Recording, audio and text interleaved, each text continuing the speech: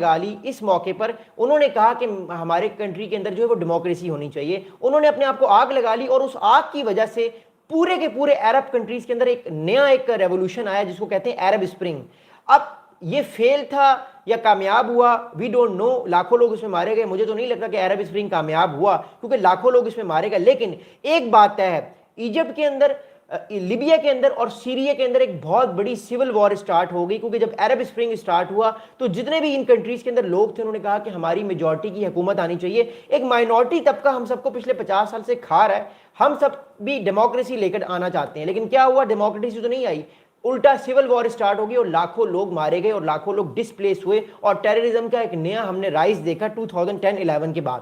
اب پرابلم یہ تھا کہ عرب اسپرنگ جو تھا وہ صرف لیبیا تک نہیں رہا, ایجپٹ تک نہیں رہا, ایون تیونس تک یا موراکو تک نہیں رہا. عرب اسپرنگ جو ہے وہ ہمیں دیکھنے کو نظر آیا شام تک, یعنی سیریا تک بھی عرب اسپرنگ گیا. اور عرب اسپرنگ میں کیا ہوا, ایک نئی فورس بن کے آئی, اس فورس کا نام ہے اسلامک اسٹیٹ.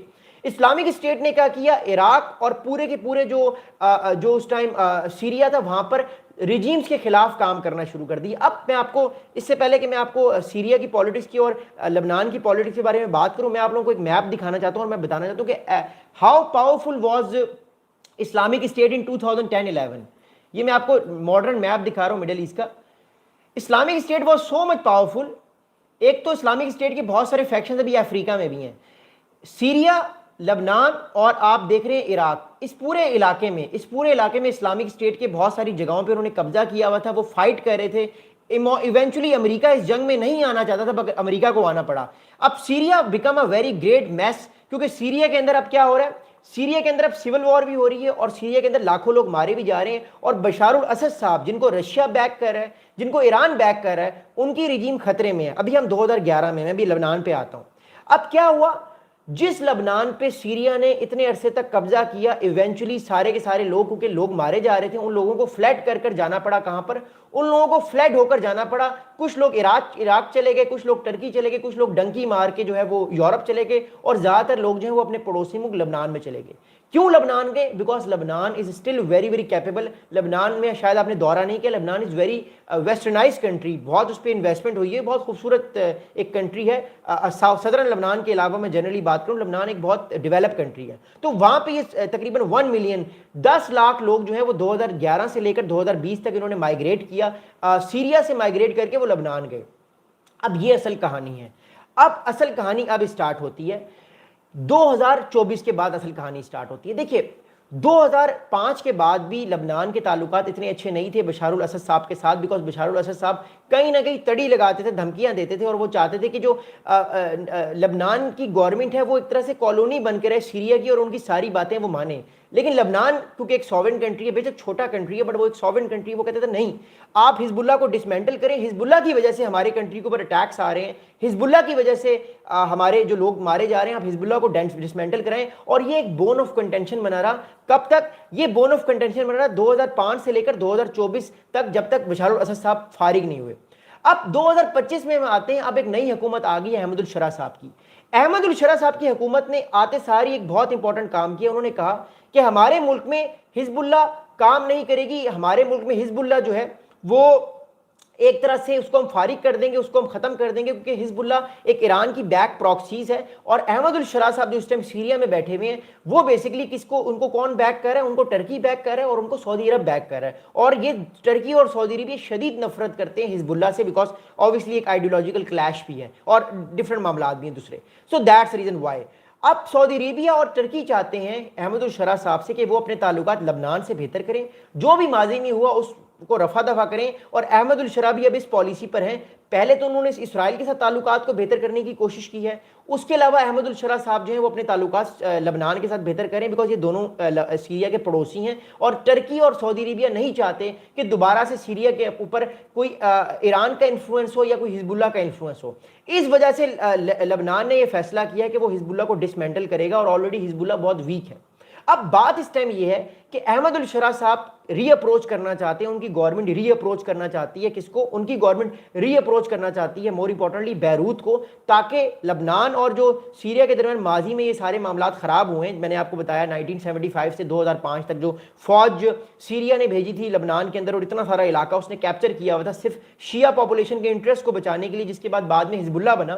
تو اب احمد الشرا صاحب نے یہ پرومس کیا ہے کہ دیکھیے ہم لوگ بھی حزب اللہ کو ڈسمینٹل کر چکے ہیں, آپ کریں یا آپ نہ کریں یہ آپ کا مسئلہ ہے, ہم آپ کے معاملات میں انوالو نہیں ہوں گے. پہلی بات تو یہ احمد الشرا صاحب نے یہ وعدہ کیا ہے سیریا کی لبنان کی گورنمنٹ کے ساتھ کہ آنے والے ٹائم پہ جتنے بھی ٹیررسٹ اٹیکس ہوں گے ان سارے ٹیررسٹ کو سیریا کے اندر جو ہے وہ مارا جائے گا, اور لبنان کے اندر جو جائیں گے اس کے خلاف وہ ایکشن لے سکتا ہے لیبنیز گورنمنٹ, وہ ایک سووین ہے.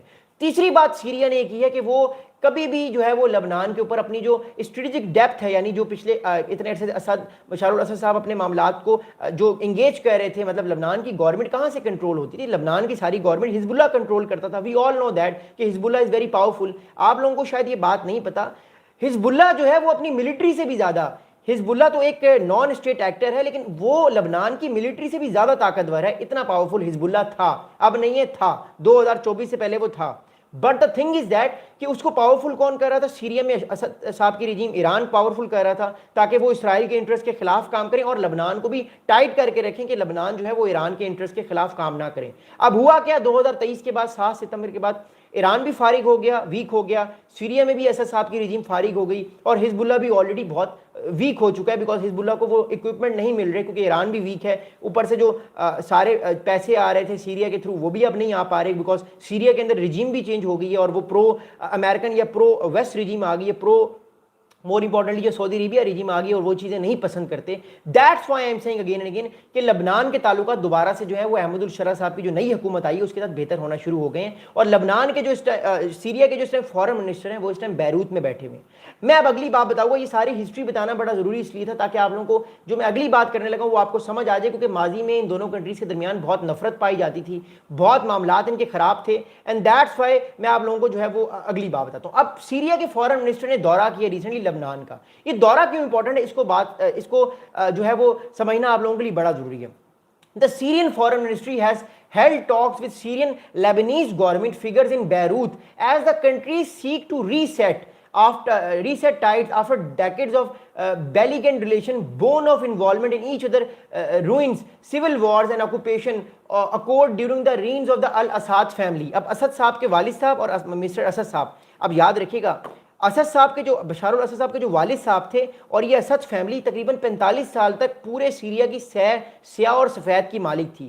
فرام 75 ٹو 2011 یعنی آپ کہہ سکتے ہیں کہ 85 95 2005 یعنی تقریباً 45 سال 46 ایئرس تک اساد رجیم جو ہے وہ پورے سیریا پر قابض تھی, پورے کنٹرول انہوں نے کیا ہوا تھا, اتنا پیسہ بنایا انہوں نے, اتنا بینیفٹ لیا سیریا سے کیونکہ سیریا آئل رچ بھی تھا. دیٹس وائی اگلی بات سنیں گا.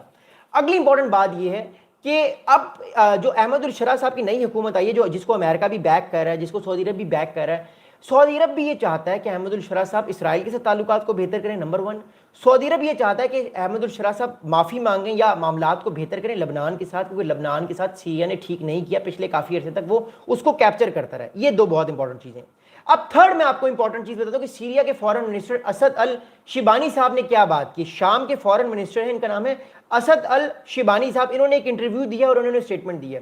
انہوں نے یہ بات کی ہے more importantly that the first of its neighbor by a senior leader of the fledgling government that a new Syrian approach towards Lebanon that would overcome the obstacles of the past. اب Syria یہ فیصلہ کر چکا ہے کہ وہ past میں جو بھی اپروچ رہی ہے اسد صاحب کی وہ اس کو چینج کرے گا اور لبنان کے اوپر اپنا انفلوئنس ڈالنے کی کوشش نہیں کرے گا, بلکہ لبنان کے ساتھ وہ انگیج کر کے معاملات کو جو بھی پاس میں ہوگا بہتر کرے گا, کیونکہ ابھی بھی لبنان کے بہت سارے معاملات آؤٹ سٹینڈنگ ہیں. پہلی وجہ یہ کہ 2011 سے لے کر 2024 تک جو سول وار ہوئی ہے, جو لوگ فلڈ بھاگ کر جو ہے وہ سیریا گئے ہیں, جو عام پاپولیشن تھی, ان لوگوں کو واپس لانا, ان لوگوں کو دوبارہ سے سیریا میں ری سیٹل کرنا, ان کو جابس دینا, یہ ایک بہت بڑا مسئلہ ہے. اگلی بات سنیں گا. اگلی امپورٹنٹ بات یہ کہ اس کے جواب میں لیبنیز فورن منسٹر یوسف راز صاحب نے بھی ایک ریسنٹلی اسٹیٹمنٹ دی ہے. لیبنیز فورن منسٹر یوسف راز صاحب has said that the neighbors which regularly clash over their shared 330 kilometer border were forging a new path. اب امپورٹنٹلی یاد رکھیے گا سیریا اور جو اس ٹائم لبنان ہے ان کے درمیان جو بارڈر ہے وہ ہے 330 کلومیٹر، یعنی 205 میل کا ایک بہت بڑا بارڈر ہے. میں آپ کو دکھاتا ہوں بارڈر امپورٹنٹ ہے کیونکہ اصل مسئلہ بارڈر پہ یہ جو پرابلم ریلیجیس پرابلم ہوتا ہے، اصل پرابلم یہ ہے. میں آپ کو میپ دکھاتا ہوں دوبارہ. اوکے ایک سیکنڈ. یس دیر وی گو. یہ میپ دیکھیے گا، یہ میپ تھوڑا ایزی ہے سمجھنا. Okay thank you. یہ میپ آپ دیکھ رہے ہیں، میں ایک سیکنڈ تھوڑا آسان میپ دکھانا چاہتا ہوں. یہ کیپچر میں نے کر لی. اوکے اب یہ آپ میپ دیکھیے گا اور پلیز بیل آئکن کو بھی دبائیے گا، ہمیں پیٹریوٹ پہ بھی سپورٹ کیجیے گا. اوکے اب یہ سیریا کا اور یہ لبنان کا میپ ہے. اوکے یہ بارڈر ہے.